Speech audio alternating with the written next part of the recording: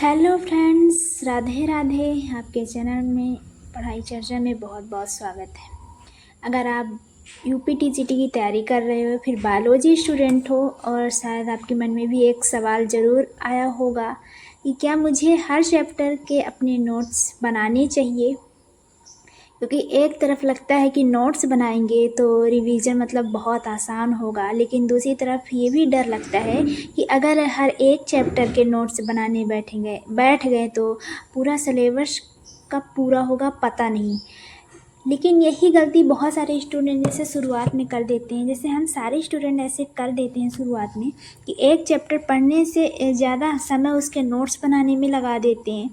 तो आज की इस वीडियो में आपको बहुत साफ तरीके से बताऊंगी कि अगर आप टीजीटी की तैयारी कर रहे हो, नोट्स कब बनाने हैं, क्या लिखना है और क्या बिल्कुल नहीं लिखना है। सबसे ज़रूरी बात यह है कि क्या पहले नोट्स बनाएं, पहले पढ़कर या क्वेश्चंस लगाएं। वीडियो के अंत में तक ज़रूर बने रहिएगा, क्योंकि मैं आपको सारा सब कुछ प्रैक्टिकल तरीके से बताऊंगी। ओके, सबसे पहले मेरी बात ध्यान से सुनिएगा कि अगर आप सच में टीजीटी बायोलॉजी स्टूडेंट हो, तैयारी कर रहे हो, या हर टॉपिक के नोट्स बनाना शुरू मत कर दीजिएगा, क्योंकि टाइम बहुत कम है। यहाँ पे मैं दिखा रही हूँ कि मैं कैसे पढ़ती हूँ और कैसे इम्पोर्टेंट जो हमें इम्पोर्टेंट लगता है उसको अंडरलाइन कर लेती हूँ। ओके, अगर आप एनसीईआरटी की हर लाइन को अपने नोट्स अगर आपने एनसीईआरटी की हर लाइन को अपने नोट्स लिखने लगेंगे तो आपका दूसरा एक नया एनसीईआरटी तैयार हो जाएगा। और फिर समस्या क्या होगी कि आपके पास पढ़ने के लिए एनसीईआरटी भी है, नोट्स भी है और प्रैक्टिस बुक भी है, तो आप तीनों को बीच ही घूमते रह जाएंगे। मेरी सलाह ये है कि मैं कैसे पढ़ती हूँ।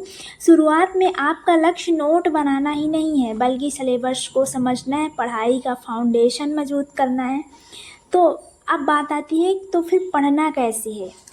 मान लीजिए कि आपके पास मान लो कोई चैप्टर है, अभी मेरा चैप्टर है प्लांट फिजियोलॉजी का, मैं चैप्टर पढ़ रही हूँ ग्लाइकोलिसिस। ओके, जैसे आप पढ़ना शुरू कर दिए, ठीक, मैं वही चैप्टर पढ़ रही हूँ। तो आप पहले एनसीईआरटी का अपनी मुख्य यानी जो सब्जेक्ट है बायोलॉजी बुक से टॉपिक समझ कर पढ़िए। ओके, उस समय हर लाइन का नोटबुक लिखने की ज़रूरत नहीं है। पहले आप उसे समझिए कि ग्लाइकोलिसिस क्या है, ये कहाँ होती है, कितने स्टेप में होती है, एटीपी कहाँ खर्च होता है, टीपी कहाँ बनता है, एनएडीएच कहाँ बनता है। सबसे पहले कॉन्सेप्ट को आप समझिए। पहले रीडिंग में नोटबुक भरने की ज़रूरत नहीं है आपको। अब बात आती है कि असली मतलब तरीका कैसे है क्वेश्चंस लगाने का।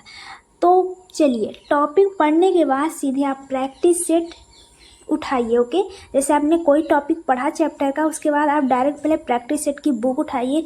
अब देखिए कि उस टॉपिक से क्वेश्चंस किस तरह पूछे जा रहे हैं।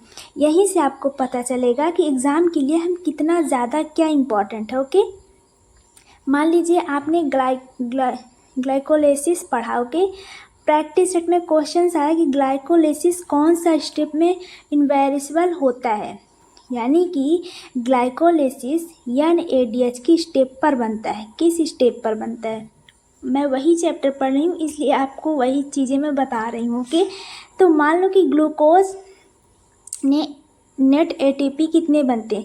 अब आपको समझ आएगा कि सिर्फ चैप्टर पढ़ना ही ये नहीं है, एग्ज़ाम उसी कॉन्सेप्ट को अलग अलग तरीके से पूछ सकता है।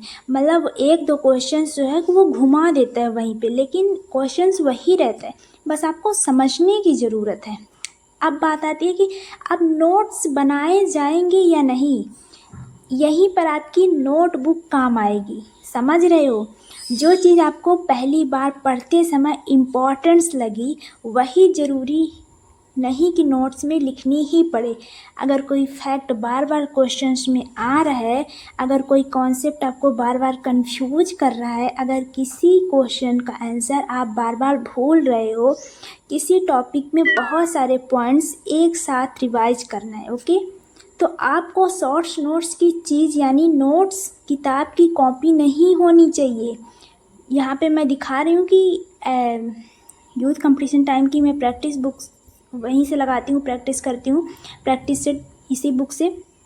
तो ये बेस्ट बुक है मेरे लिए, आप लोग भी अगर लेना चाहे तो ले सकते हैं। तो मैं यहाँ पे बोल रही हूँ कि एक बात और कि फार्मूला याद कैसे रखें। पूरी स्ट्रेटेजी को सिर्फ एक फार्मूला से याद रखिए। जैसे मान लो कि कोई चीज़ पढ़े, आप क्वेश्चंस लगाओ, गलती पहचानो, शॉर्ट्स नोट्स बनाओ, रिवीजन करो। लेकिन इसका मतलब नहीं कि हर चैप्टर का आप नोट्स बनाते जाओ, क्योंकि बहुत कम टाइम है और टाइम नहीं है ज़्यादा। सबसे ज़रूरी बात, किस चीज़ों का नोट्स आप ज़रूर बनाएं, सबसे इम्पॉर्टेंट बात है। अगर आप टीजीटी स्टूडेंट, बायोलॉजी स्टूडेंट हो, आपको मैं ये कहूँगी कि इन चीज़ों को शॉर्ट्स नोट्स ज़रूर बनाइए। जो बार बार पूछे जाने वाले फैक्ट, जैसे कौन सा ऑर्गन्स क्या करता है, कौन सा एंजाइम कहाँ काम करता है, कौन सा हार्मोन्स कहाँ से निकलता है, किस प्रोसेस में कौन सा प्रोडक्ट बनता है, जैसे कि mitosis, meiosis, DNA bits, RNA, C3 and C4, Arabic, इनका छोटा छोटा कंपैरिजन टेबल बहुत काम आता है। ओके, तो आप छोटे छोटे नोट्स, मतलब स्टिक कॉपी एक आती है, उसमें कुछ कुछ वर्ड्स आप लिख के सामने रख सकती है। ये नहीं कि आप पूरा नोट्स, क्योंकि नोट्स बनाने में बहुत टाइम लगता है भाई। सिलेबस इतना बड़ा है कि पूरा ही नहीं कर पाओगे। आधा पढ़ोगे इसको, फिर चलो कॉपी उठा के लिखो। लेकिन ये है कि नोट्स बनाने में फ़ायदा है कि आपको चीज़ रिपीट होती है, आपको याद रहता है। लेकिन टाइम बहुत कम है, तो हमको बुक में ही पढ़ के अंडरलाइन करना है, समझना है, क्योंकि टाइम के हिसाब से चलना है। ओके, तो ज़रूरी नहीं है कि आप हर चैप्टर का नोट्स बनाओ। जो बहुत इंपॉर्टेंट्स लगे वो स्टिक कॉपी में आप लिख के सामने रख सकते हो। अब बार बार होने वाली आपकी गलतियां क्या है, ये सबसे इम्पॉर्टेंट है, ध्यान रखिएगा आप। अगर आपने एक क्वेश्चन गलत किया और आपको पता चला कि ये पॉइंट मुझे आता ही नहीं था, तो उसने मिस्टेक नोट्स में डाली है, क्योंकि आपकी गलती ही बताती है आपको कि वास्तव में क्या रिवाइज किया, क्या पढ़ा, क्या नहीं। क्या नोट्स बनाना बिल्कुल छोड़ दें? अब बात यहाँ पे ये भी आई है, यहाँ पे मैं प्रैक्टिस सेट मिला रही हूँ कि वो क्वेश्चंस मिल रहे हैं नहीं, तो बहुत टफ है भाई, क्योंकि सीधा सीधा एनसीईआरटी बुक में तो सीधा सीधा है, लेकिन उसी क्वेश्चंस को कितना मतलब घुमा के दे रखा है। तो इसलिए मैं उसको देख रही हूँ कि देखो कितना है वही क्वेश्चंस, लेकिन कितना डिफरेंट तरीके से पूछा है। मतलब बनता हुआ क्वेश्चंस मैं गलत कर रही हूँ, तो यहीं पे थोड़ा दिमाग मेरा ख़राब हो रहा है। तो चलिए, अब नोट्स बनाना है आपको या नहीं, मैं ये नहीं कह रही हूँ कि नोट्स मत बनाइए, हर चीज़ के नोट्स मत बनाइए, हर पॉइंट के नोट्स मत बनाइए, टाइम नहीं है। अगर आपका बेसिक कमज़ोर है तो पहले आप कॉन्सेप्ट को समझिए। अगर कॉन्सेप्ट क्लियर है, आपने क्वेश्चंस लगा लिए हैं, तो शॉर्ट्स नोट्स तब बनाइए। ओके, जैसे आपकी प्रिपरेशन आगे बढ़ेगी, आपके नोट्स खुद छोटे होते जाएंगे। पहले शायद किसी चैप्टर के 10 पेजेस बनेंगे, रिवीजन के बाद वही पेजेस 5 हो जाएंगे, और फाइनल रिवीजन के साथ साथ सिर्फ 2 पेजेस की ज़रूरत पड़ेगी। ये अच्छे नोट्स की एक पहचान है। और एक और बहुत बड़ी गलती कुछ हम सारे स्टूडेंट जो कि करते हैं कि यूट्यूब से कोई लेक्चर देखते हैं और टीचर जो जो बोलते हैं सब लिखते जाते हैं, फिर दूसरी बुक से पढ़ते हैं, वहाँ से भी नोट्स बनाते जाते हैं, फिर प्रैक्टिस सेट में कुछ नया मिला वो भी लिख लिया। ओके, कुछ दिन बाद नोटबुक इतनी बड़ी हो जाती है, उसे रिवाइज करना मुश्किल, यानी मन ही नहीं करता। इसलिए एक बात ये भी ध्यान रखना है कि नोट्स का इन्फॉर्मेशन बढ़ाना नहीं है। ओके।